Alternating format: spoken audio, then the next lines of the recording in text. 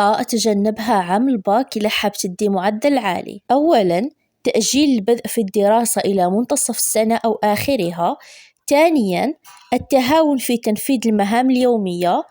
ثالثاً، تضييع الوقت في الهاتف خاصة في مواقع التواصل الاجتماعي. رابعاً، إهمال المواد الثانوية ودراسة المواد الأساسية فقط. خامساً، عدم وضع خطة واضحة والدراسة بشكل عشوائي. سادساً، دراسة الدروس نظرياً فقط وعدم حل التمارين والمواضيع.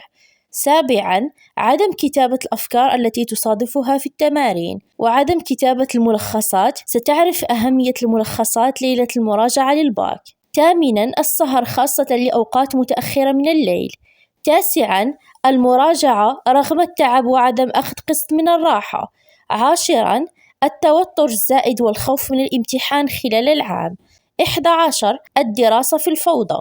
12، مصاحبة السلبيين اللي يضلوا يشكيو، أو الجماعة اللي تقول لك قريت 14 ساعة في اليوم، كله كذب وإحباط لك فقط. كل ساعة درستها هي فائدة لك. نتمنى يفيدكم هذا الفيديو ونتمنى لكم التوفيق. نتلاقاو في فيديو جديد إن شاء الله، وإلى اللقاء.